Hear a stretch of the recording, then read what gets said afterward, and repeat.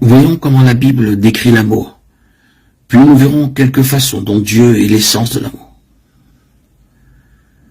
L'amour est patient, l'amour est plein de bonté, il n'est point envieux, il ne se vante point, il ne s'enfle point d'orgueil, il n'est point grossier, il ne cherche point son intérêt, il ne s'irrite point, il ne garde point de souvenir des torts.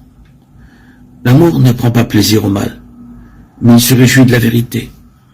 Il protège toujours, il a toujours confiance, il espère toujours, il persévère toujours. Il ne périt jamais. 1 Corinthiens 13, 4, 8a.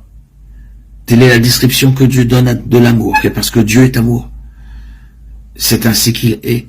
1 Jean 4, 8. En amour, Dieu ne s'impose à personne. Ceux qui viennent à lui le font en réponse à son amour. En amour, Dieu fait preuve de bonté envers tous.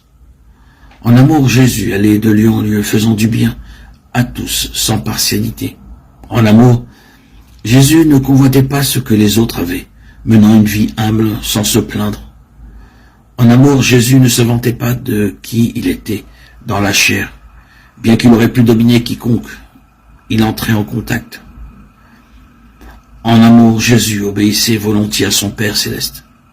Il faut que le monde apprenne que j'aime le Père et que je fais exactement ce que le Père m'a commandé. Jean 14, 31. En amour, Jésus était et est toujours à la recherche des intérêts des autres. La plus grande expression de l'amour de Dieu nous est communiquée dans Jean 3, 16.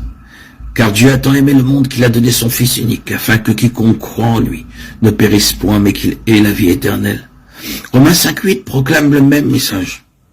Mais Dieu prouve son amour envers nous en ceci.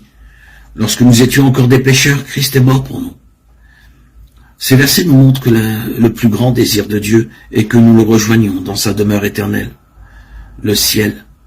Il a rendu cela possible en payant le prix de nos péchés. Il nous aime parce qu'il a choisi de le faire par sa volonté. L'amour pardonne.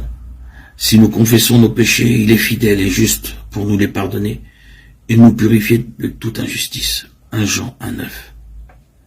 Alors, que signifie que Dieu est amour? L'amour est un attribut de Dieu. L'amour est un aspect essentiel du caractère de Dieu, de sa personne.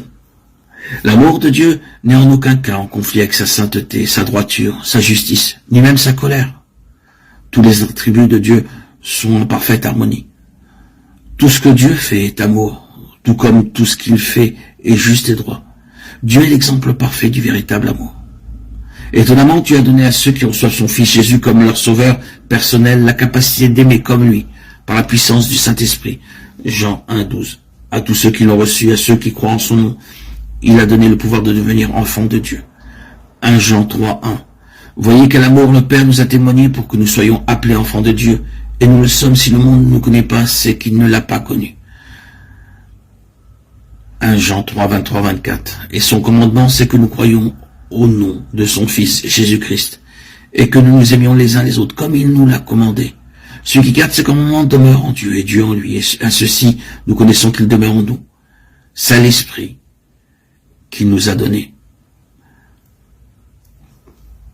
Celui qui n'aime pas n'a pas connu Dieu, car Dieu est amour. 1 Jean 4, 8.